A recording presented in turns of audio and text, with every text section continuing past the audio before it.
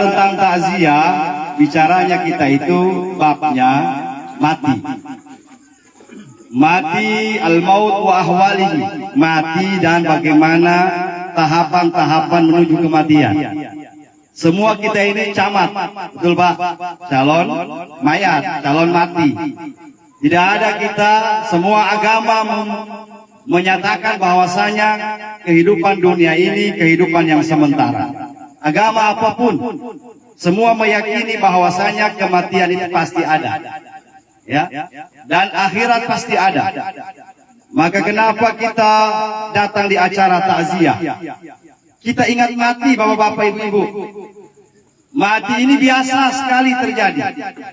Mati ini sering, bahkan hampir setiap saat kita dengar berita kematian. Hari ini kita tadi ditinggal oleh tokoh masyarakat Parigi, tokoh pemekaran kabupaten, mantan wakil bupati Parigi Motong, berpulang ke rahmatullah. Saya tadi malam jam 1:30, kebetulan saya masih online WA, 1:30 masuk WA, Ustaz boleh ke rumah, Bapak ini sudah tidak bergerak, tinggal dia punya tangan yang bergerak. Saya bilang mohon maaf, Pak Asmir maksudnya. Saya punya istri, ada kakak Simbar, saya jaga yang kecil ini. Saya bantu doa saja. Pas subuh dapat berita, beliau sudah berpulang ke rahmatullah. Kita juga turut berduka cita. Begitu juga almarhumah ini. Semua kita di sini, bapak-bapak, ibu-ibu. Tidak ada satupun kita yang akan lama hidup di dunia ini. Kalau mau lihat Nabi itu 63 tahun. Umurnya umat itu, maka Nabi mengatakan umri ummati baina sittin wa sab'in. Umurnya umatku itu, kata Nabi, antara 60 70. Kalau hari ini ada orang tembus umurnya 70 tahun, Pak. Ya, macam beliau ini subhanallah. Itu sudah banyak diskon, ya. Tembus 70 tahun sekarang ini, Masya Allah. Semakin hari semakin dekat, semakin umur manusia itu semakin pendek. Kalau zaman-zaman dulu orang-orang tua kita masih ada yang 100, ya, masih ada yang 120. Adakah yang 120? Ada, Pak. Saya sudah keliling ceramah di Parigi Motong ini. 4 bulan yang lalu saya ceramah di satu tempat di sana setelah Marantale, ada kampung baru lagi namanya. Ya, jadi saya tanya yang sama telepon, siapa yang meninggal? Dibilang anu yang meninggal Ustaz, nenek Allah. Nenek Allah. Kaget saya. Kenapa bisa nenek Allah? Karena ini orang tua tidak ada lagi bicara. Pokoknya di mulutnya itu Allah, Allah, Allah, Allah. Jadi cucu-cucunya itu panggil nenek Allah. Meninggal umur berapa? 120 tahun. Subhanallah. Tetapi kalau melihat keadaan zaman sekarang ini, bapak-bapak, ibu-ibu, kalau kita bisa sampai 60 tahun, subhanallah, luar biasa. Maka kita isi kehidupan dunia yang cuma sementara ini. Dunia ini untuk kita Allah berikan. Allah berikan dunia ini untuk kita, bapak-bapak, ibu-ibu. Dalam Al-Quran Allah Subhanahu wa Ta'ala mengingatkan kita berkali-kali. Dalam beberapa ayat, 6.666 ayat, ya, 114 surah dalam Al-Quran. Dalam Al-Quran Allah mengingatkan kepada kita bagaimana kita hidup di dunia ini. Nah, ini yang perlu dipertanyakan, karena ada orang anti dunia. Kalau dibilang dunia, oh jangan, tidak usah dunia, jauhi dunia, bahaya. Bagaimana sebenarnya dunia ini? Maka dalam Al-Quran Allah memberikan kepada kita pelajaran tentang dunia. Mana ayatnya Ustaz? A'udzubillahi minasyaitonirrajim. Bismillahirrahmanirrahim. Wabtaghi fima ataqallahu daral akhirah. Wabtaghi, carilah, kejarlah, bima ataqallahu daral akhirah, apa yang telah Allah anugerahkan kamu. Wabtaghi bima ataqallahu daral akhirah wala tansa nasibaka minad dunya. Mari. Waalaikumsalam. Mari. Jadi bapak-bapak, ibu-ibu, kita ini dua-duanya. Coba lihat ayatnya. Wa batagi bima ataqallahu daral akhirah. Carilah kamu, berupayalah kamu untuk mendapatkan kehidupan akhirat yang baik. Kita ibadah, kita sholat, kita puasa, kita zakat. Itu bagian dari mempersiapkan akhirat kita yang baik. Tapi kata Allah, wala tansa nasibaka minad dunya. Tetapi jangan lupakan kehidupan duniamu. Kehidupan dunia. Maka kalau orang yang bagus itu, bapak-bapak, ibu-ibu, kan ada begini, miskin di dunia, kaya di akhirat. Mungkin di dunia dia orang biasa-biasa saja. Orang tidak berharta. Orang tidak punya jabatan. Tidak punya kedudukan. Tetapi dia punya kedudukan di sisi Allah. Dia kaya di akhirat. Miskin di dunia, kaya di akhirat. Ada tipe kedua. Miskin kaya di dunia, miskin di akhirat. Punya harta banyak di dunia, punya jabatan, punya kedudukan, tetapi tidak mempersiapkan bekal untuk kehidupan akhirat. Akhirnya dia kaya di dunia, miskin di akhirat. Tetapi yang paling parahnya itu yang ketiga. Apa itu? Miskin di dunia, miskin di akhirat. Sudah miskin hidup di dunia, tidak mau sholat lagi. Na'udzubillah min dzalik.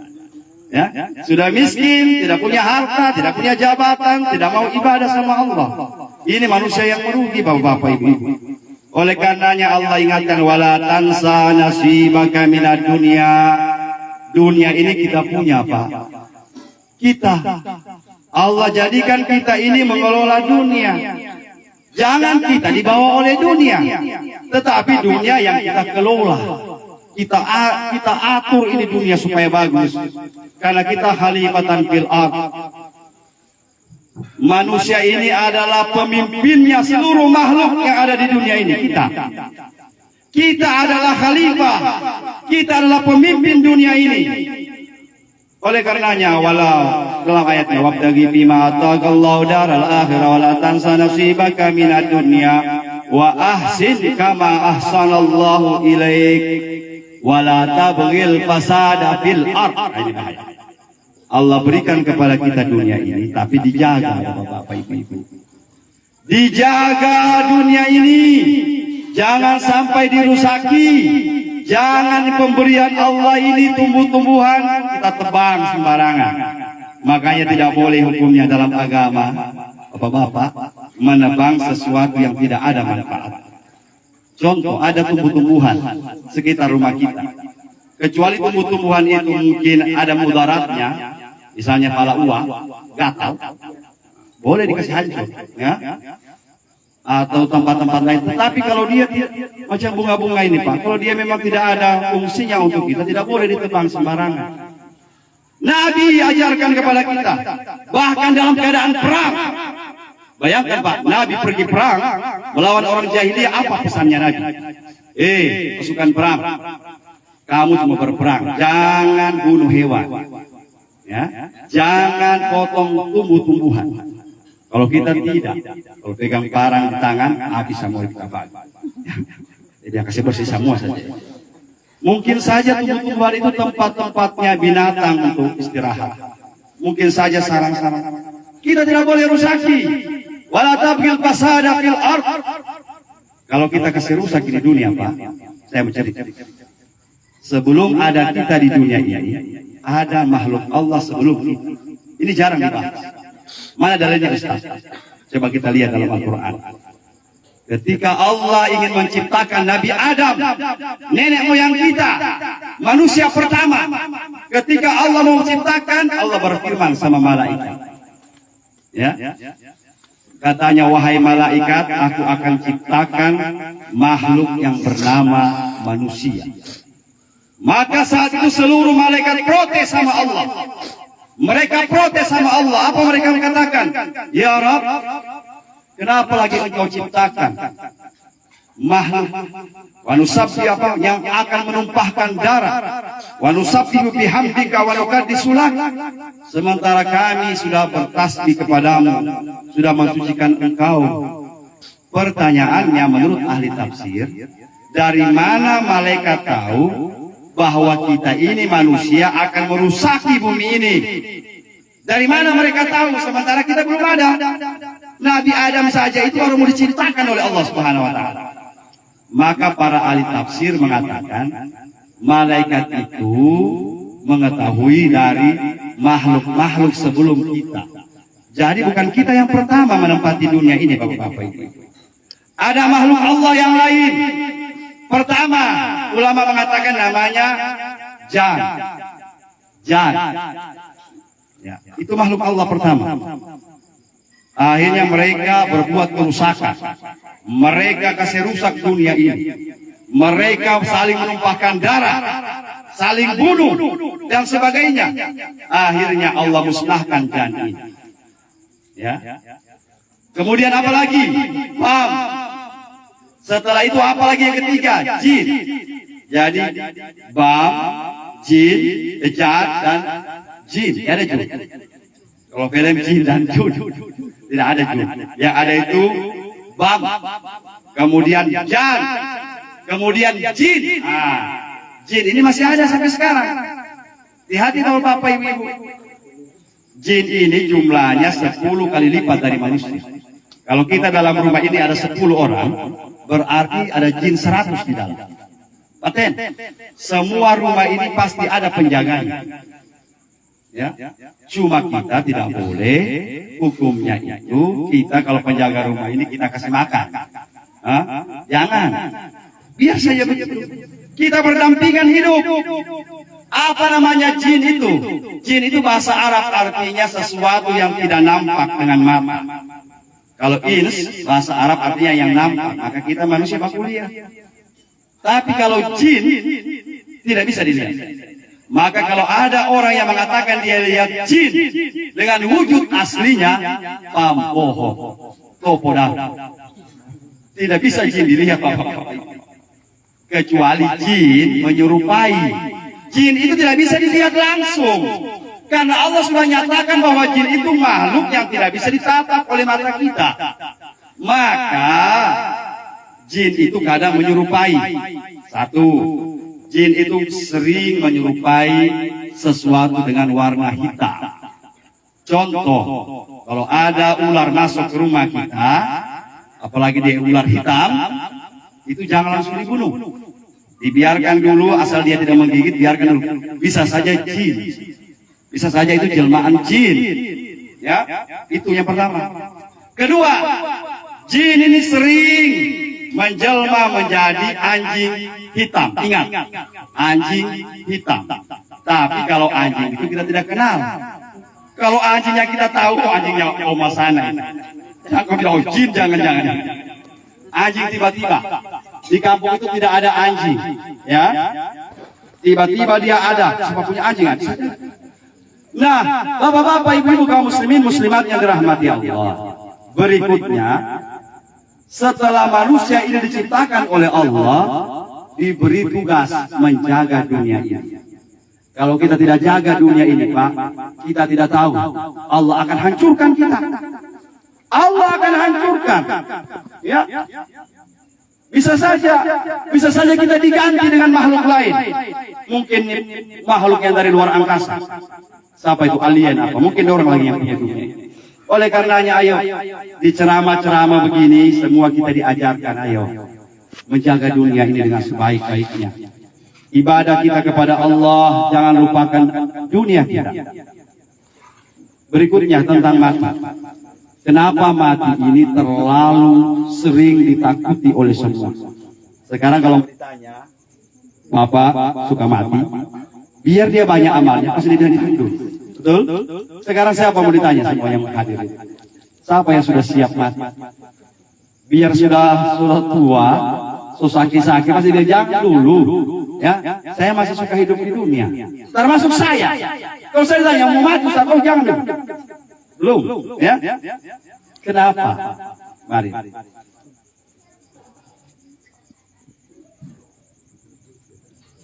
Baik. Salah. Ini.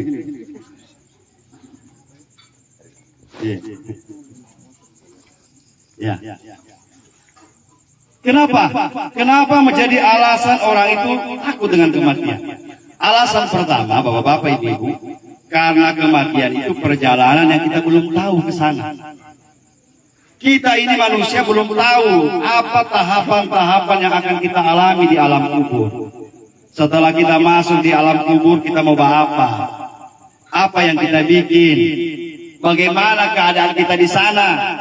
Karena kita tidak tahu, maka ketidaktahuan itulah yang membuat kita takut berlebihan. Saya mau kasih contoh. Kita, orang Parigi, orang Baliara, tidak pernah ke Makassar. Tidak pernah seumur hidup ke Makassar. Tidak ada keluarga kita di Makassar. Tidak ada teman di sana. Tiba-tiba disuruh, kau ke Makassar. Kapan? Sekarang. Pasti kita berpikir, aduh, ke Makassar, saya tidak tahu jalannya. Sampai sana saya mau apa? Siapa saya mau ketemui? Pasti takut. Betul.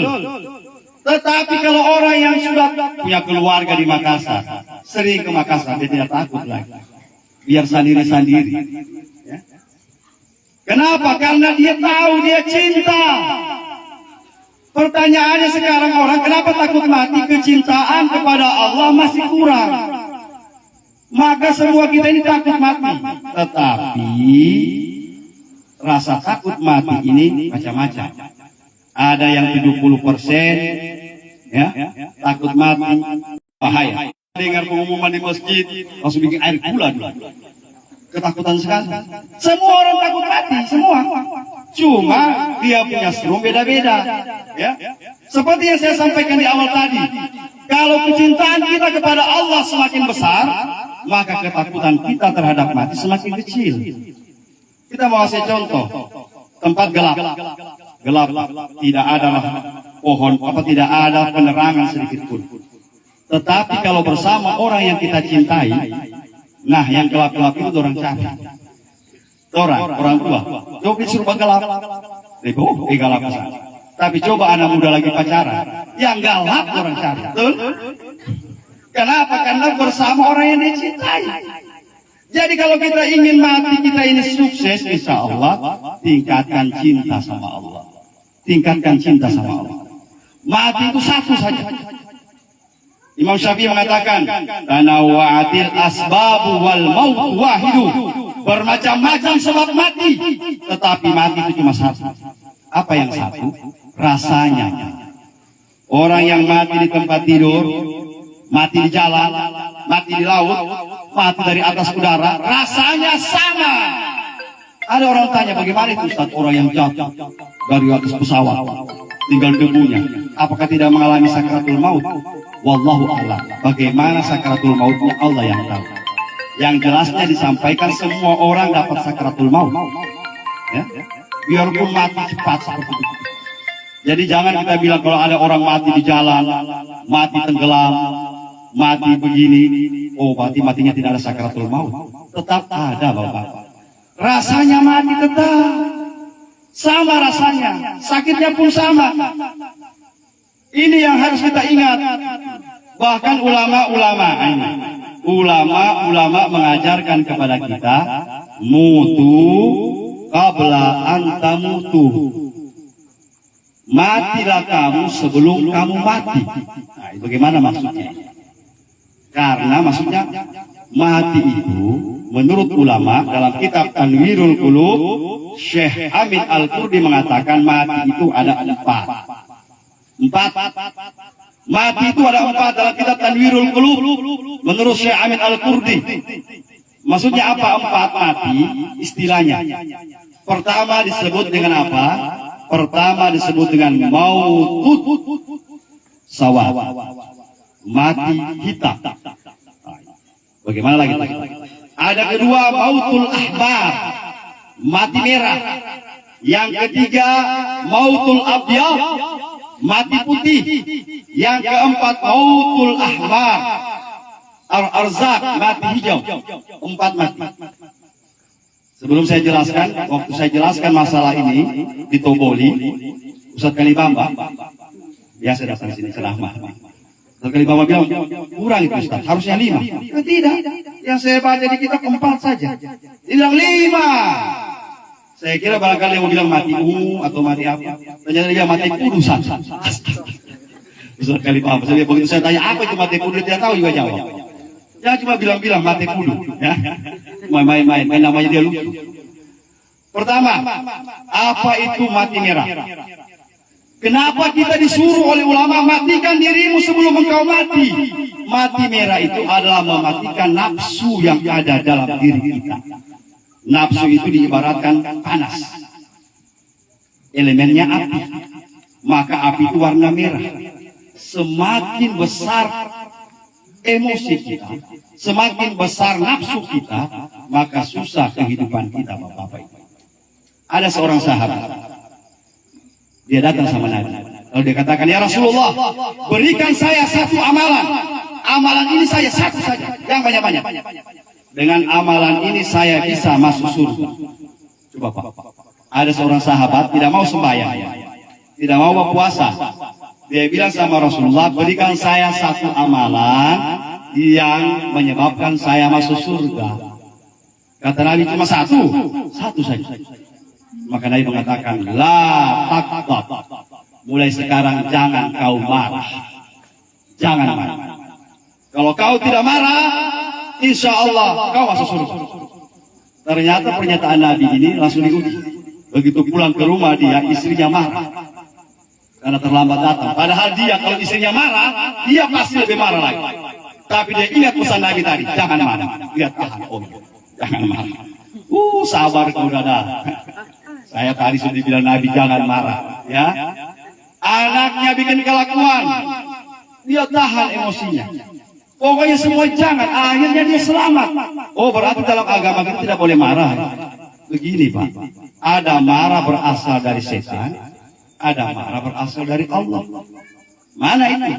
Kalau ada sesuatu yang bisa diselesaikan dengan baik, tidak perlu marah. Ya, yang pertama, ada marah berasal dari setan. Nauzubillah min zalik. Kata Nabi begini, kalau kamu marah dalam keadaan berdiri, duduk. Itu perintah Nabi. Misalnya kita marah ini dalam keadaan berdiri, supaya kita punya emosi turun, disuruh duduk. Begitu duduk, emosi juga tidak turun, kata Nabi, babaring, supaya turun emosi. Begitu berbaring tidak juga turun itu emosi, masih marah terus, kata Nabi, berwudu. Karena setan itu dari api. Api takut dengan mati dengan air, berwudu. Maka anak-anak di pesantren tanya saya, Ustaz, kalau habis berwudu tidak juga berhenti marah. Saya bilang, bacolo di kuala. So setan besar betul kau. Bayangkan sementara berdiri marah, duduk, tidak habis sampai marah, masih marah terus. Tidur. Begitu bangun tidur masih marah terus, berwudu. Habis berwudu masih marah terus, masuk dalam kuala. Bacolo. Berarti setan sudah diubun-ubun itu Bapak-Bapak ini. Maka kata Nabi, marahlah sesuai dengan apa yang diajarkan oleh Allah. Kalau orang bikin kita marah dan kita wajib marah, boleh. Cuma ada orang-orang sekarang ini masalah sedikit pun jadi untuk marahnya luar biasa. Bapak-bapak ibu kaum muslimin muslimat yang dirahmati Allah. Ini kalau ulama mengatakan mati merah. Yang kedua, mati hitam. Apa itu maksudnya mati hitam? Hitam itu adalah kita mampu meredam emosi kita. Kita mampu mematikan keinginan untuk membalas dendam terhadap orang lain yang menyakiti kita. Kalau kita punya ini, subhanallah. Apalagi zaman sekarang. Di era global, di abad ke-21, zaman internet. Sekarang ini orang baku hantam, baku singgung di FB. Ya, pokoknya dia hantam, singgung kanan, singgung kiri. Begitu dia disinggung, panas dia. Ini bahaya. Kalau orang tukang bersinggung orang di FB, pastikan kalau dia disinggung, pasti dia marah. Ya, sekarang ini Allah Akbar. Kalau kita mau dengar semua itu pembicaraan orang di FB, mau sarap. Ya tidak usah didengar. Ya, sebab kalau sampai kita bikin itu, Allah Akbar. Sementara kita ini pemerintah inginkan kita damai. Maka di mana-mana disampaikan jarimu adalah harimau. Dulu kan mulut ya, mulut harimau. Sekarang ini zaman internet, hati-hati batilis-tilis. Pasal, kena pasal pencemaran nama baik, perbuatan tidak menyenangkan. Wah, Masya Allah. Mudah-mudahanlah kita ini menjadi pengguna sosmed yang bijak. Insya Allah Bapak-Bapak. Kita harus matikan emosi itu. Supaya apa? Supaya kita menjadi makhluk yang dicintai Allah Subhanahu wa taala. Inilah makna mati hitam. Ketiga, mati putih. Kenapa ada istilah orang Jawa puasa mutih? Ya, puasa mutih. Itu maksudnya mereka mematikan keinginan makan yang luar biasa. Mereka cuma makan yang putih-putih saja, nasi, tidak makan yang bernyawa. Puasa mutih. Kalau orang mau cari-cari ilmu, kalau dia punya ilmu bab terakhir, maka disuruh puasa. Puasanya puasa mutih, cuma makan nasi putih dengan air putih. Bukan kayak kita. Kalau kita punya puasa, ikan batu makan sahur, suntung cumi-cumi buka puasa. Habis puasa naik kolesterol. Pokoknya kalau puasa, rame rumah sakit. Kenapa? Kita gunakan kesempatan itu. Pas-pasnya tahan lapar 1 hari, kita balas dendam. Kalau masih begini kita punya model puasa, Pak, masih jauh. Masih jauh. Nabi berpuasa cuma makan 7 kurma hari pertama. Begitu hari ke-10 dia kurang lagi, tinggal 5. Begitu hari tinggal sudah 10 hari terakhir, tinggal 3 biji Pak dimakan kurma dengan air zam-zam. Kita terbalik, semakin mau habis puasa semakin banyak makan, apalagi kue banyak. Jadi kalau sebenarnya kenapa ini makan? Makan itu halal, Ustaz. Halal. Makan itu halal. Ya? Tetapi kata Allah, kata Rasulullah, wala tubazir tabzira. Innal mubazzirina kanu ikhwana syayatin. Sesungguhnya orang mubazir itu temannya setan, kata Nabi. Kata Allah, kata Nabi dalam Al-Quran. Mana itu mubazir? Kita dalam rumah itu cuma 4 orang, tapi beli kue 50.000. Tak sisa-sisa itu kue sampai dibuang-buang, temannya setan. Kenapa tidak dihitung? Kau kira-kira berapa biji kau bisa mampu? Saya 3. Oh 3. Berarti kalau 4 orang apakah 3? 12 biji saya beli. Mubazir. Bagus kalau dibawa di panti asuhan. Kalau cuma disimpan, Allahu Akbar. Makanan ini Pak. Berapa banyak orang yang menginginkan makanan. Kita gampang Allah kasih makanan. Mungkin di Parigi ini tidak ada orang kelaparan. Karena Parigi ini lumbung padi. Kalau ada orang mati kelaparan di Parigi ini ibaratnya anak ayam mati di lumbung padi. Tapi coba ke kota-kota besar, coba ke negara-negara miskin, banyak orang yang cuma mengharapkan sisa-sisa orang lain untuk makan. Maka kita disuruh berpuasa supaya apa? Supaya bisa merasakan penderitaan orang lain. Kita makan, bismillahirrahmanirrahim. Ulama-ulama ajarkan, kalau makan itu mereka menangis. Ulama itu menangis kalau makan. Bismillah ya Allah, hari ini kau kasih rezeki saya ya Allah. Tidak semua orang kau kasih seperti begini ya Allah. Menangis makan. Kita tidak.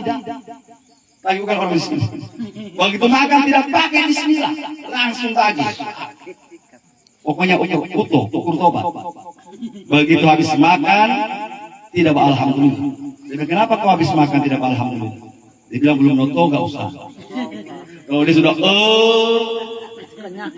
alhamdulillah hidup lagi manusia. Kalau tidak noto gak tidak bersyukur. Astagfirullah. Ini yang berbahaya Bapak-Bapak. Maka kita upayakan makanan halal dan thayyibah. Makanan yang halal dan thayyib.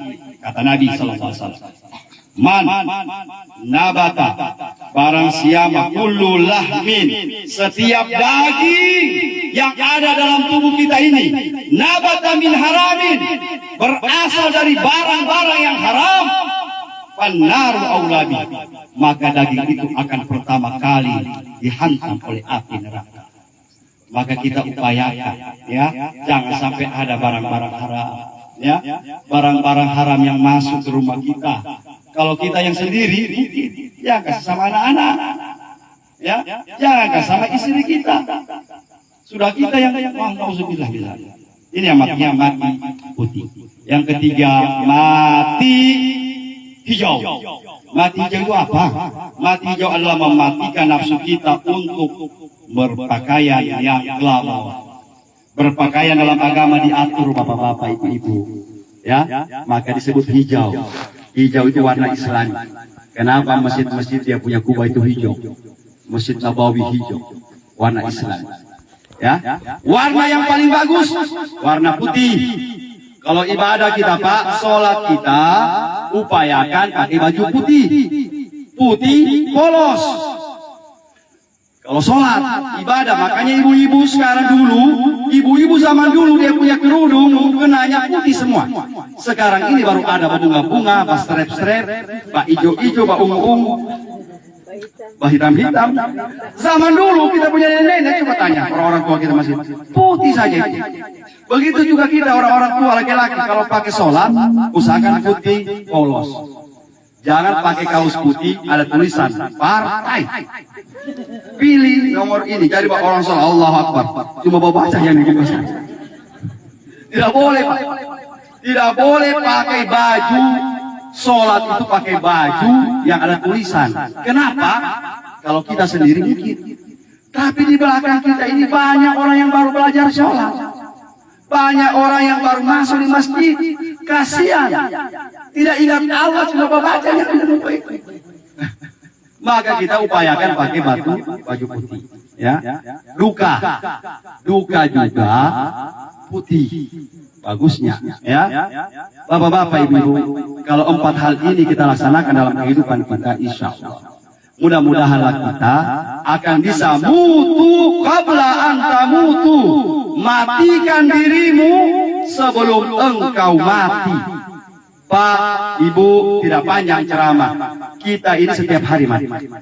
Setiap hari. Cuma mati itu pertama. Mana ayatnya Ustaz? Allahu yatawaffal anfusa hina mautiha wallati lam tamut fi manamiha. Allah menggenggam jiwa-jiwa ruh-ruh ketika mereka mati. Wallati lam tamut fi manamiha, dan Allah juga yang menggenggam ruh ketika orang tidur. Ketika orang tidur.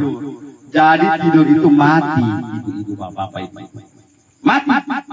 Kita tidur itu sama, cuma perbedaannya. Kalau mati aslinya hilang napas. Tapi kalau mati tidur tetap napas manggoro lagi. Jadi apa perbedaannya? Rasanya ketika kita tidur, itu bapak-bapak, ibu-ibu, tidak ada dosa. Orang tidur tidak ada dosa, tidak ada perintah.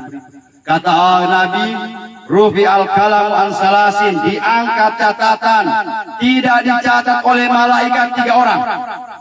Pertama, anin naim hatta yastayqidha, orang yang tidur sampai dia bangun.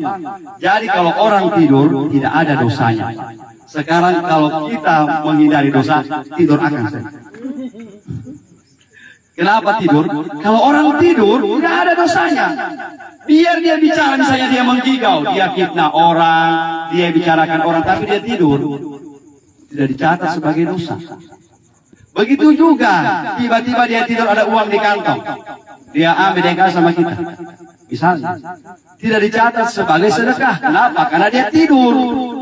Maka orang tidur itu orang mati hakikatnya. Maka kenapa kita kalau makasih bangun orang tidur, mohon maaf, pelan-pelan, jangan makasih kaget. Karena pada saat tidur itu ruh anak ke sana, bapak-bapak, ibu.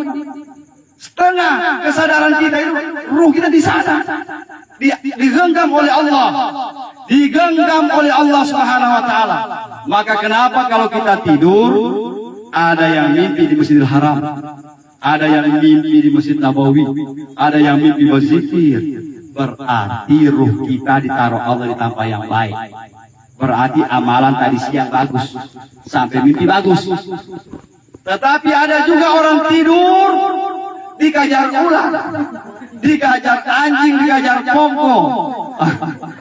Kenapa itu? Berarti tidak bagus kau punya perbuatan tadi siang. Jadi kalau mimpi buruk, istighfar. Astagfirullahaladzim. Kenapa saya mimpi begini? Berarti ada yang minta salah tadi siang. Berarti kenapa Allah taruh di situ? Maka kalau orang tidur, pelan-pelan kasih bangun. Cara kasih bangun tidur anak-anak ini sesuai ajaran Nabi. Kalau kita kasih bangun anak-anak, kita tarik ke kaki. Salah. Atau kita bangun, bangun. Tidak boleh. Nabi ajarkan, kalau kasih bangun orang, apalagi anak-anak, dibisikkan di telinganya. Apa yang dibisikkan? Salam. Assalamualaikum warahmatullahi wabarakatuh. Pernahkah kita buat? Disalam itu anak. Salah. Tapi dia bilang, Ustaz, kalau anak cuma satu mungkin. Ini anak 10, capek masalah. Apalagi macam saya, anak pesantren, lebih 100 orang, mau disalam semua itu. Satu kali salam, Assalamualaikum, bangun semua. Begitu. Kita tidak. Kenapa? Sebab, mohon maaf, Bapak-Bapak ini. Kalau sampai kita tak salah kasih bangun, tiba-tiba terkancing di sana, Allah tidak kasih pulang, selesai. Ludes, finish apa-apa, orang Cina bilang haula, mati. Banyak begitu Pak, karena kasih kasar tiba-tiba diapal jantung. Ada kita punya saudara yang tidur malam, pagi tidak bangun-bangun lagi. Kalau dia tanya kenapa tidak? Kalau tadi malam dia cuma tidur. Saya bilang mungkin dia lupa bernapas. Bisa saja Pak, mungkin pada saat dia punya nyawa diambil oleh Allah saat tidur, Allah tidak kasih kembali lagi. Maka sebelum tidur berdoa. Pertama, sunnah-sunnah. Sunnah sebelum tidur, 1, berwudu. Kedua, setelah berwudu, duduk di tempat tidur, membaca doa. Doanya apa dibaca? Bismika Allahumma ahya wa bismika amut. Ya Allah, dengan namamu aku hidup, dengan namamu aku mati. Menjaga kemungkinan jangan-jangan kita tidur tidak bangun-bangun lagi. Ketiga, baca ayat kursi. Allahu la ilaha illa huwal hayyul qayyum. Setelah selesai tiup di tangan. Baca lagi qul huwallahu ahad. Qul a'udzu birabbil falaq. Qul a'udzu birabbin nas. Ditiup di tangan baru disapukan di badan. Tidak usah bangun sampai di mana batas kaki saja, sampai batas lutut. Setelah itu berzikir. Ini tidak, orang-orang tua dulu kalau mau tidur dia cari tasbih. Begitu sudah baca doa dia bertasbih Allah, Allah. Kata Nabi, siapa yang bertasbih sebelum tidur, insya Allah sepanjang tidurnya itu dihitung bertasbih sama Allah. Maka orang-orang dulu ambil tasbih sampai tak tidur dengan tasbih. Kita sekarang tidak. Kalau mau tidur cari headset, putar lagu, ya tak tidur dengan lagu, tutup dengan lagu. Allah Akbar. Jadi mudah-mudahanlah Bapak Ibu kita ini hidup di dunia ini cuma sementara, tidak panjang acara. Yang pertama, jangan sampai kita tinggalkan dunia ini dalam keadaan kita tidak ridha sama Allah. Mari. Ya, tidak ridha sama Allah. Ya, bagaimana cara ridha sama Allah? Ilahi anta maksudi wa ridhaka madlubi. Kita ini cari ridha Allah semua. Ya, semua agama. Ini banyak agama sahabat juga. Semua agama, semua amalan yang mereka buat supaya membuat Allah itu senang sama kita. Kita bikin kerja apapun hidupnya ini mencari ridhanya Allah. Maka ada orang sholat itu dia cari ridha Allah. Dia kalau ibadah dia senyum, ya. Kalau dia sholat dia, yang muka dikasih bagus. Jangan sholat ini muka kasar, sangat. Allah marah-marah. Tidak boleh sholat dalam keadaan marah, tidak boleh. Karena ayat biasa begini. Oh, daripada marah lebih saya sholat akal saja. Tidak bisa. Karena sholat itu membutuhkan konsentrasi. Tidak boleh dalam keadaan marah-marah. Angkat takbir, Allahu Akbar, kasih reda dulu emosi. Ya. Kenapa? Ini mencari ridha Allah. Ridha Allah itu ada di mana-mana. Ya, tidak boleh berkuliah orang. Semua orang kerja ini untuk mencari ridha Allah. Terserah dia mau jadi apa. Bukan cuma baca ceramah ridha Allah, bukan cuma mengajar ridha Allah. Orang yang kerja-kerja semua itu mencari ridha Allah, Bapak Ibu. Masing-masing porsinya kita di dunia ini. Ya, maka kita gunakanlah dunia yang sementara ini. Kata Nabi Shallallahu Alaihi Wasallam, khairun nas anfa'uhum linnas. Sebaik-baik manusia adalah yang paling banyak manfaatnya buat orang lain. Sekarang apa yang kita bisa berikan sama orang? Kalau kita macam orang ini penceramah, punya ilmu agama, kita kasih saja. Walaupun ilmu agama tidak banyak, kita berbagi pengetahuan agama. Ada yang ahli matematika, ada yang ahli pertanian. Semua ilmu itu tidak boleh disembunyi. Man katama ilman, barang siapa yang menyembunyikan ilmu apa saja, uljima yaumal qiyamah dijamin minan, akan diazab oleh Allah, dicambuk oleh Allah dengan cambuk dari api neraka. Jadi kalau punya ilmu tidak boleh disembunyi. Sekarang ajar dulu ilmu, tidak bisa sekarang. Nanti malam Jumat, ya. Begitu sudah malam Jumat, tidak ada ayam. Nah, ada bawa rokok dulu. Nah, bawa persyaratan, sambulukan. Hama, mencari ilmu berat sekali tahu Bapak Ibu. Jangan mudah kau sabar aja. Banyak sekali persyaratan. Tidak boleh. Itu ilmu harus. Ya. Ibu-ibu ditanya, Bu, bisa diminta itu resep kue? Oh jangan, rahasia perusahaan. Kalau saya mau kasih anak punya, padahal sebenarnya kasih saja. Kalau dia punya lebih lagi rezekinya. Tidak boleh ibu sembunyi itu. Ya, tidak boleh disembunyi itu resep kue. Ya diajar semua. Resepnya apa sebenarnya? Ajar supaya juga orang bisa dapat. Kalau dia lebih kaya dari kita, berarti kita punya amal jariah. Gara-gara kita bisa. Kalau sekarang tidak bisa balik orang kaya. Bahaya sekarang ini Pak. Ya, zaman ini. SMS. Senang melihat orang lain senang, itu harus. Susah melihat orang lain susah. Tapi SMS zaman sekarang dirubah. SMS senang melihat orang susah. Kalau ada orang susah, api si koja, tarima juga. Asal bukan dihibur orang, bukan dikasih. Tapi kalau ada orang menderita, enak dia rasa. Tapi giliran senang, susah melihat orang senang. Begitu orang naik jabatan, naik DP gula. Orang beli motor dia kolesterol tinggi, bahaya. Ya, padahal kalau orang punya jabatan, alhamdulillah. Ya, mudah-mudahan dengan jabatan itu kita bisa dibantu juga kesenangan Bapak Ibu. Jadi dunia ini mari Allah titipkan dunia kita ini, apapun kita, apapun profesi kita, insya Allah. Sini ada pejabat, ada orang-orang tua saya, semuanya, ya. Mudah-mudahanlah semua niat kita ini dijawab oleh Allah Subhanahu Wa Taala. Amin. Ya, amin ya rabbal alamin. Intinya apa yang kita bikin sama orang, apa yang kita kasih. Tidak punya harta, kasih ilmu. Tidak punya ilmu, kasih tenaga. Tidak punya ilmu dan sebagainya, kasih solusi dan sebagainya. Mudah-mudahan inilah amal jariah kita. Amin ya rabbal alamin. Yang terakhir Bapak Ibu, sebelum mati, kalau mati itu yang terakhir sekali. Kata Nabi, kalau ada orang mati, maka yang ikutnya itu 3. Kalau ada orang meninggal dunia, yang ikut pertama adalah hartanya. Kalau ada orang mati dibawa ke kubur, mobilnya ikut, motornya ikut. Kalau ada DP sepeda juga pergi. Biar DP tikar-tikar yang busuk pergi juga. Pergi ke kubur. Yang kedua, yang ikut di kubur itu kalau kita mati, ahli, keluarga kita. Semua saudara, keluarga pergi juga ikut ke kubur. Yang ketiga, amal kita. Yarji isnani, maka setelah kita dikubur, 2 pulang Pak. Tidak ada orang dikubur dengan DP motor, tidak ada orang dikubur dengan mobil, tidak ada. Pulang. Yang kedua, yang pulang adalah keluarga. Istri kita yang bilang kita cinta, tidak akan mau juga sama-sama. Pernah ada itu. Saya lihat langsung, begitu sudah mau dikubur, dia tahan orang, jangan dikubur. Aduh, dia bahaya.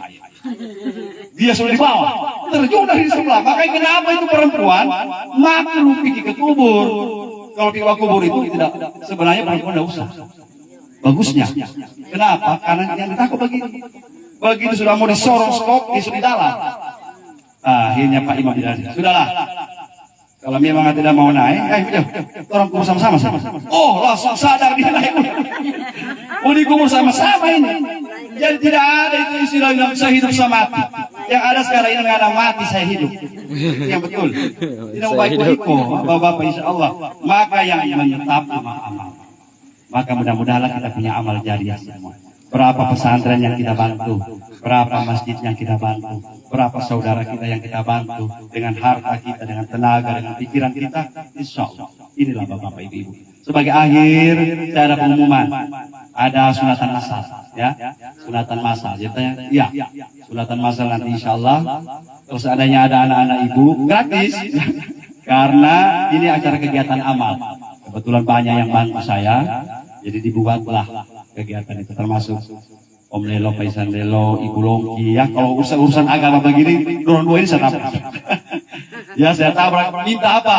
Karena ada pasien yang datang tenaga medis, kemudian obat-obatnya sudah laser. Jadi dulu pertama saya buka 50 peserta, full, masih banyak lagi. Ayo saya bilang sama Om Lelo, tambahkan, ditambah lagi 75, tambah 75, full. Sekarang saya tambah lagi terakhir 25. Kalau masih ada bapak-bapak ibu-ibu ya, yang punya anak yang mau disunat, ya, tinggal dibawa di Alehra tanggal 13 Februari hari Minggu. Sunat laser. Bukan macam sunat dulu. Ini lebih gagah lebih bentuk laser. Tidak berdarah, ya. Insya Allah mudah-mudahan lah, ya. Nanti dibawa di daftar sebentar. Mudah-mudahanlah ini saja yang bisa saya sampaikan di acara takziah malam hari ini.